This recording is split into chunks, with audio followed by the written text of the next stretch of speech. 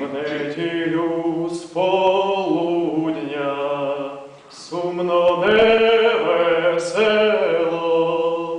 везуть партизанів аж на друге село. Везуть партизанів аж на друге село. Привезли під читальню, почали скидати. Над їх білим тілом стався кат знущати.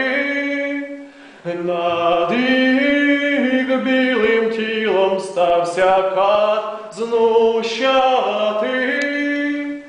Поскидали хлопців плечами до косів. Вітрець повіває, волосся підносить.